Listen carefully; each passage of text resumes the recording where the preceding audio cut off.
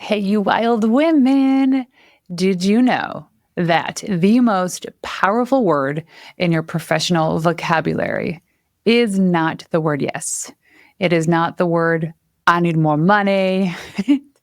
It's not the word sales or revenue. It's actually the word no. And not only does this apply to business life, it also applies to your personal life. Now, I'm going to tell you a story about burnout.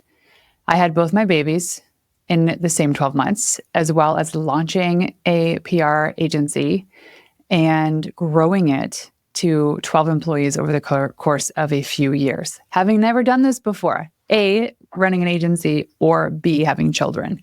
And while I was trying to subscribe to this almighty power couple, power mom, powerful mompreneur identity, I realized that it was at the cost of my health, my physical health, my mental health, my sleep, my relationships. And even though intuitively I should have been saying no to more things, and I'm saying like not saying no to like going out with the girlfriends one night or not saying no to maybe another client. It even comes down to like the granular things of what I would put in contracts, for example, as a PR agency owner, because I didn't feel worthy of the amount I was proposing to land these new deals, that I would add more things that we could do in order to feel like I valued and earned and I'm worthy of the amount I was suggesting. You know what I mean? So I was saying yes to doing more work for less money. And that translated into other parts of my life. I felt this insatiable need to be everywhere with my kids, to do all of the things from pickup to drop off to lunches and laundry and all this stuff while I was growing my business and earning a really good income. And I was saying yes to it all because I thought it was expected of me. I thought people couldn't do as good of a job as me. And so saying no was really hard. And saying no meant that somebody else would have to do it. And in my mind, I'd go through these cycles of, okay, well, if somebody else has to do it, then I've got to train the person how to do it. Now that's going to take extra time out of my day to train the person how to do it the way I expect it to be done, thinking that's the only way things could be done, right? I'm sure you understand this. So you need, just like I did, to master the art of no.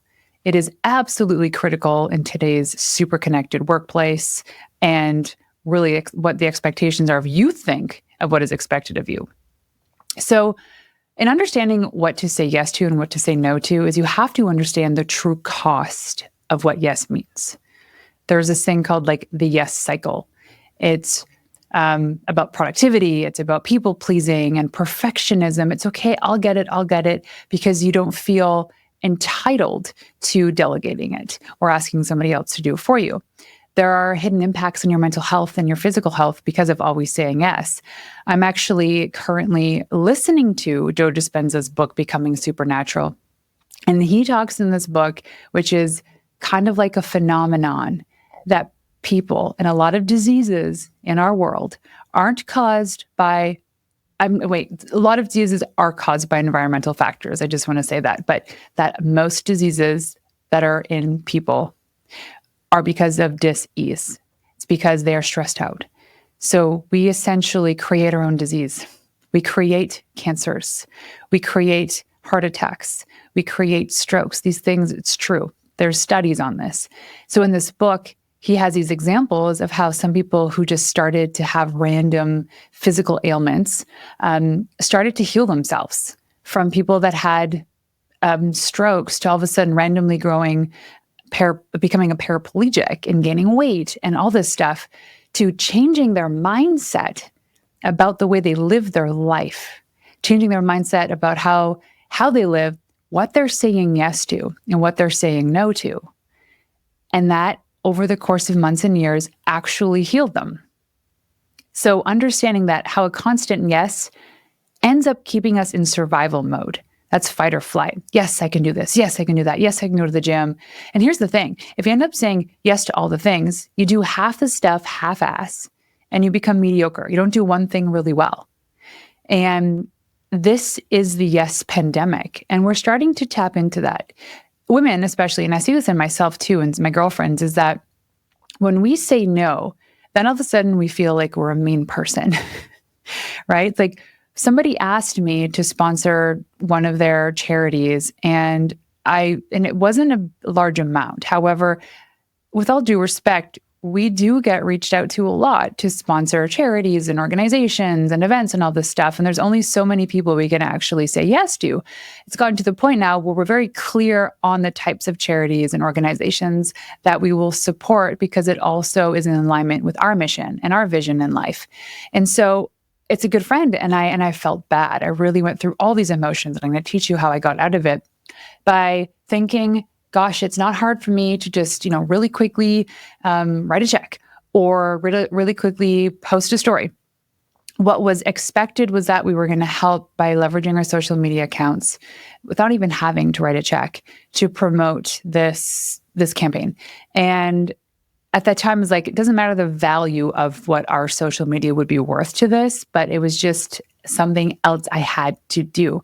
And even though it would have taken me maybe 30 minutes to do it, it ended up on that shelf of things I needed to do. And it just contributed to the mental load. And I knew this. So I'm going to talk to you a little bit later about how I got through it. The other thing that's a pandemic in this world today is the addiction to stress. That we become addicted to this cortisol, to this adrenaline, to this go, go, go, to the grind, to the hustle. Because when we stop, then all of a sudden we don't feel valued. I asked my spiritual therapist not that long ago, because over the course of the last year, we've had two close friends of ours, men in their mid-40s, pass away on a family vacation. And I asked her, Stephanie, is there any studies or any correlation to be people who die randomly on holiday than people who don't? And she goes, yeah, it's because as soon as you stop living with the adrenaline and the cortisol, and you stop living in that survival mode, then your body's like, wait a second, what's going on here? I don't know how to function. And that's when people actually die. It's when diseases develop. And so then you think, well, Renee, doesn't it just make sense for you to keep operating in the stress mode? No, it's going to kill you anyway. Even today, my personal trainer, Alan, he said to me, how's it going? And I've been like up and down with like gut health issues and like hormone stuff and iron issues after 4 years of suffering from this gut issue to finally figure out what's going on. And it's taken a couple months to get back online. And I'm like roller coaster, right? I got like good days, bad days, hormones sideways, upside down. Today's a good day. And I told him all this stuff, and he works with so many women, he gets it. And that, muscle, building muscle, personal training, when you're a woman is quite different than a man. But because he's been doing this for so long and with so many women, he knows that I'm a special person. Anyway, he turned to me and he's like, despite all the stuff that I'm doing, supplements, blah, blah, blah, he goes, are you actually like doing you time? And we always think, and even myself, I default to thinking me time is like a 1 hour hot bath, of which I had last night. And that was great. But the consistency in doing something we love to do. Like I even said, I used to take drum lessons and I don't anymore. I used to go to CrossFit, 3, 4, even 5 times a week because I loved it, and I don't do that anymore. I do personal training with him. I do my podcast, working on my event, everything else in between. We have a lot of travel coming up, and then tying up my acquisition for my agency. There's a lot of stuff on the go, and I'm not actually allowing myself the time to pursue those passions. And I don't know why. Part of it is like, I'm putting this on pause because we are going to Australia for a month, and then we're home, and then I'm gone for a week, and then I'm home, gone for a month, home for 2 weeks, gone for a month. Like there's just, it doesn't make sense for me to sign up for drum lessons. So I got to find a passion I can do wherever I am in the world. I don't know what that is, but I'll figure that out. Anyways, he said, what are you doing for you? And I thought, oh my gosh, there's so many things that I do for other people. I don't allow myself. Like I allow myself to create the space and capacity for my kids to come home at the end of a busy day and to relax. And I make their snacks, and I make sure that their lunches are made and all that stuff's put away, and they get to relax. And I still sit there with my mental checklist going off saying, do they have this? Are his boots dry for tomorrow? Does he have his raincoat ready for this? Is his basketball pumped up? Where are his soccer cleats? Then I come to me. It's constant. And I do know there are circumstances where going through that mental checklist of stuff that I need to do or worried about other people that actually surfaces things that do need to get done. But I'd say maybe 20% of the time that's the case. And also, my kids are old enough that they need to take responsibility for their own crap.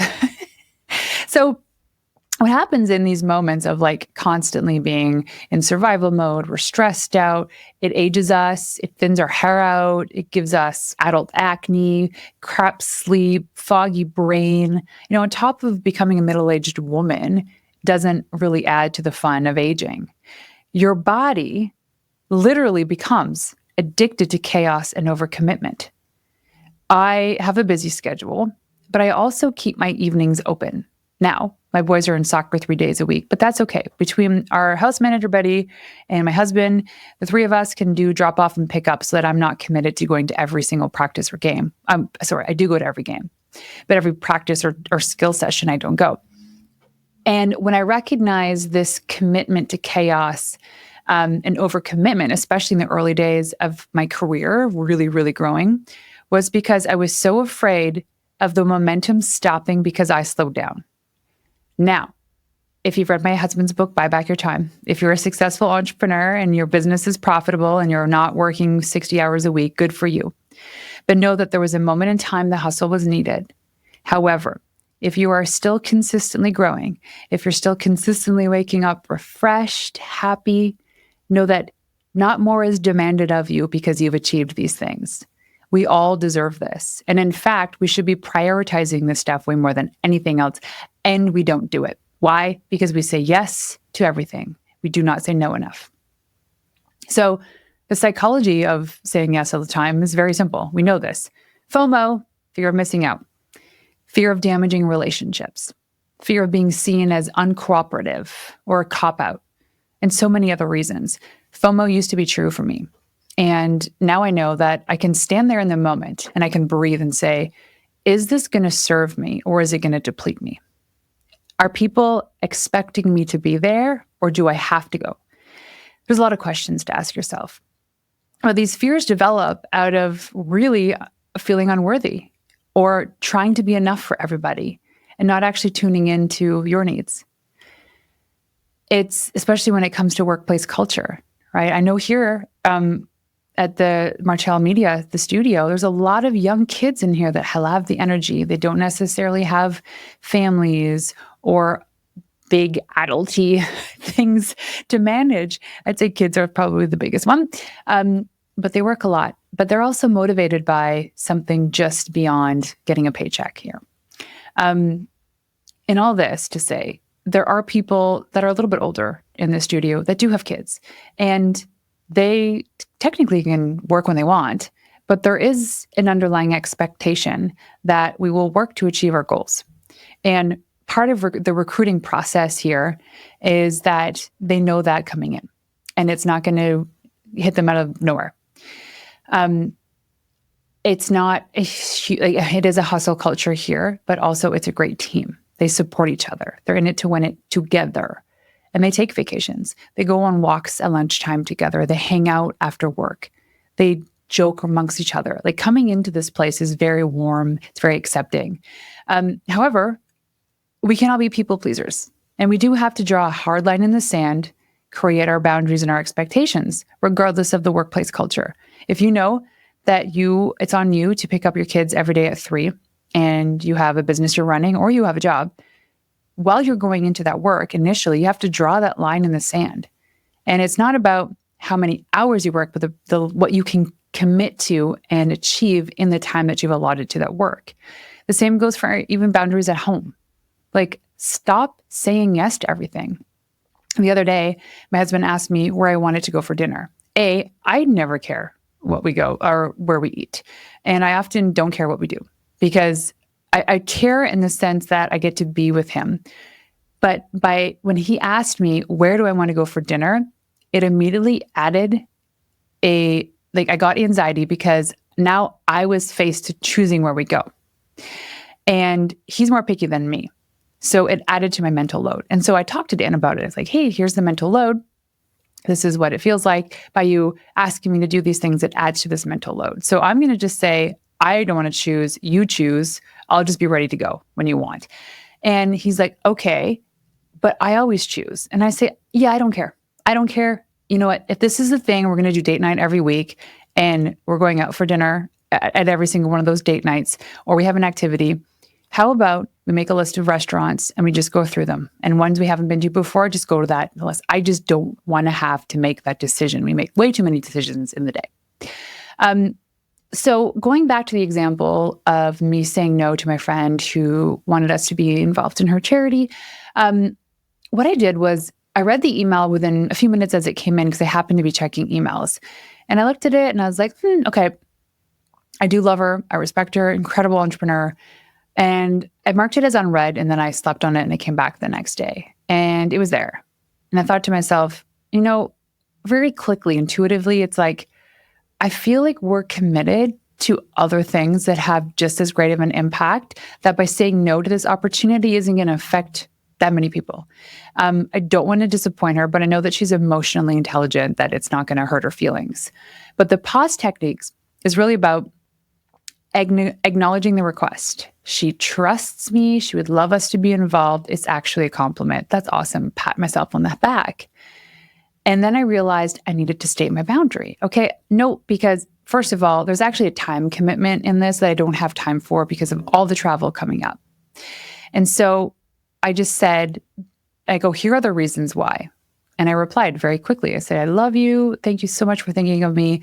We can't commit to this right now because of 1, 2, and 3 things, but I do wish you the best of luck. And that was it.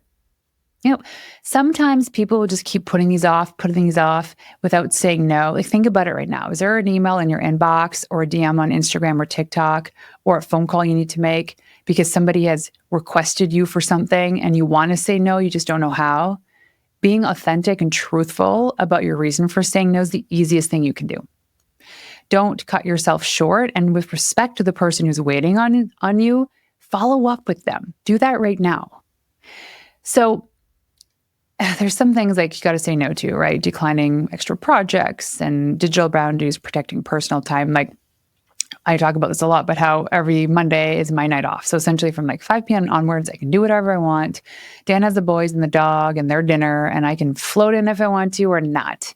And I had a bath at like 5:30 last night because that's my night off. And I can go and do whatever I want to do. I don't have to appeal to anybody or appease anybody. And even the boys know it. So that is like building your boundary blueprint, is identifying your non-negotiables. So that for me is a non-negotiable as an example. My also non-negotiable is at least 2 to 3 times a week where we have a family meal together at dinner time. We talk about this filter that we have. It's called the F yeah filter. So every December we go away for an extended retreat, my husband and I, and we look at all of the opportunities for the following year and places we've been invited to, the things we're hosting, where we want to go. And we always plop in the things that are an F yes. Like, so they're such an F yes that we would write it in pen in the calendar. And then we stand back and we're like, okay, so who is required for this week? I'll be away. Do we need a babysitter? So we can actually see pretty much the full year from a 30,000-foot view and be like, where does this support needed in these instances because we travel so much? And then we kind of fill in the blanks with the other stuff and then the stuff we can write in pencil. But when we do that, then we know the boundaries. Okay, well, you're gone for these 2 weeks, and that means 2 of my nights of the week are my nights off. Can we work with somebody to take the boys? Or can we have Betty come in and just stay a little bit later so that I can enjoy time away? So that you are maintaining those boundaries. And you might need to create boundaries in terms of like text messages and phone calls. I don't reply to text messages necessarily right away. And if I do want to reply to somebody, I'll mark it as unread. I know there's a cool tool that some people use that automatically replies to people over text messages if they're driving their car. You can actually set that stuff up on your iPhone that I know of if you're in like work mode or something. But realistically, the how you respond to somebody gives them indication on how you will always respond to them. So if you always pick up when they call, if you always reply to their text messages right away, if you always reply to their emails, they become conditioned to expect that of you. And if you're going through something and you don't reply right away, they're going to be like, hey, I'm just checking in. Did you get this yet? And then it just adds to your mental load of things you have to do. So create those boundaries. And if you were always that person, then maybe it's time to pick up the phone, tell your friends, hey, listen, I've been always really great at getting back to you, and kind of my mistake for setting those expectations. So just so you know, going forward, if you call and I can't get it, I will call you back. Or if you text message and I see it, I will get back to you. But just know it's probably not going to be right away. This could be true for work hours. So I now don't work from home. I work from the studio. When I leave here at the end of the day, I close my laptop and I go home, because this is work and home is home. Now, if I have deadlines or projects or there's things I have to work on, sure, I can open up my laptop after the kids are settled or after dinner or something. But that's a way of protecting my time. Meeting blocks is an example. Now, right now in this season, not a good example in my life, because we are hustling to get the show ready, primed and pumped for our 1 month away and all the travel that's coming up. But when I use Calendly actually to schedule my calls. I create blocks of time as when can people actually book the calls with me and not. I used to allow people to book calls with me as early as 5 or 6 a.m. because the kids aren't awake and I have at least 1 or 2 hours where I can have phone calls. And then I wouldn't sleep at night thinking, I got to get up and I got to be somewhat prepared for this phone call that could have happened another time of the day. So 9 a.m. till 3 p.m. is typically when I schedule calls. So nothing happens before or after that, unless somebody's in a wonky time zone, which rarely happens. And I stick to that because I would rather schedule back-to-back calls like I did today. I had like 5 calls back-to-back than to have one in the morning, a couple sprinkled in the afternoon, and then one at night. That does not work for me. And it's never been an issue getting people as guests on my show. And then also your personal time protection. We have the tendency to always put in things like business and kids' sports and all this stuff before anything that we need. Show me your calendar and I'll show you your priorities. If you aren't scheduling gym time, relaxation time, whatever you need to actually just stay healthy and to be mindful and to rest, both brain, body, spirit, you got to do that first. So if that means waking up and rolling out of bed, I have my 5-minute journal there. I have my decks. I have like 20 different Oracle cards and intention decks, and I choose one for a week and I go through them and I write in my 5-minute journal. I come out of bed and that's the first thing that I do. And it sets the tone for the day. And it actually makes me feel better. So protecting my time, we've always had a rule, like kids are not allowed to sleep in our beds with us. The exceptions to the rule are maybe when they're sick, when they were younger. Or when one of the parents travel. Like Dan was gone this past weekend with Max, so Noah slept over in my bed and it was fun. But what are your personal boundaries you have to say no to? Little things like I was sick and tired of tripping over shoes in our mudroom. And we have a cubby that has 3 sections. And first time ever in living in this house for 3.5 years, I said the first section is Noah, middle section is Max, the last section is Dan, and I will put my stuff in the closet. So you line up your stuff in each one of these things. If it's not lined up there and I find the shoes over here or over there, I am going to hide those shoes and you will not have those shoes. Simple things like that is creating these boundaries to protect your ankles and your time. But then it's about maintaining that stuff. How do you maintain those boundaries? Especially with kids, as soon as you start to cheat or stride away from these expectations and boundaries that you've created, it's like a dog, right? A dog can be trained easily, but untrained easily. Kids can see the cracks in your force field of maintaining these boundaries and rules. You have to be stern. And even if it means that there are a couple weeks where you're having fights and meltdowns with the kids because they're like, well, my mom said this and she lets me play on the iPad. No. And I'm really saying this to myself right now as a reminder that you need to be a force in maintaining these boundaries. Be kind, be courteous, but be the force. There is power in consistency and reinforcement. So the success paradox comes in when you say no leads to better yeses, right? There's only so many yeses you can say in a day in your lifetime, which means that if you're saying yes to this thing, you're saying no to this thing. And this thing you're saying no to might not exist in your life yet because you kept saying yes to this thing. You know what I mean? So your yeses become higher quality. There are more people that are successful in life. And when I say success, I mean they have abundance. They are living the life they want to live. that they become the best boundary setters I know.